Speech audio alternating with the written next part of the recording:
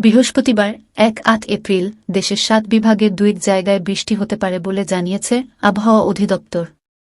একই সঙ্গে অব্যাহত থাকতে পারে দেশের বিস্তৃত অঞ্চল জুড়ে চলমান তাপপ্রবাহ।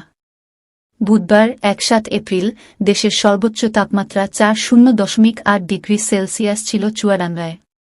এছাড়া তীব্র তাপপ্রবাহ বয়ে যাওয়া রাজশাহীতে ৪.০.৪, পাবনার ঈশ্বরদীতে ৪.০.৫, যশোরে ৪.০.২, কুষ্টিয়ার কুমারখালীতে সর্বোচ্চ তাপমাত্রা রেকর্ড করা হয়েছে ৪.০.৫ ডিগ্রি সেলসিয়াস। ঢাকায় সর্বোচ্চ তাপমাত্রা ছিল ৩৬.৩ ডিগ্রি সেলসিয়াস। বুধবার দেশের বিভিন্ন বিভাগের ২ জায়গায় হালকা বৃষ্টি হয়েছে।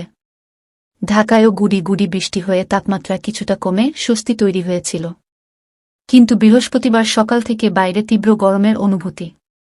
আবহাওয়াবিদ হাফিজুর রহমান জানান, বৃহস্পতিবার সকাল ৯টা থেকে আগামী ২-৪ ঘণ্টায় রংপুর, রাজশাহী, ঢাকা, ময়মনসিংহ, বরিশাল, চট্টগ্রাম এবং সিলেট বিভাগের ২ জায়গায় অস্থায়ীভাবে দমকা বা ঝোড়ো হাওয়াসহ বৃষ্টি বা বজ্রসহ বৃষ্টি হতে পারে। সেই সঙ্গে কোথাও কোথাও বিক্ষিপ্তভাবে শিলা বৃষ্টি হতে পারে। এছাড়া দেশের অন্যত্র অস্থায়ীভাবে আংশিক মেঘলা আকাশসহ আবহাওয়া প্রধানত শুষ্ক থাকতে পারে। এ সময়ে সারা দেশে দিনের এবং রাতের তাপমাত্রা প্রায় অপরিবর্তিত থাকতে পারে। জলীয় বাষ্পের আধিক্যের কারণে অস্বস্তি বাড়তে পারে বলেও জানান তিনি।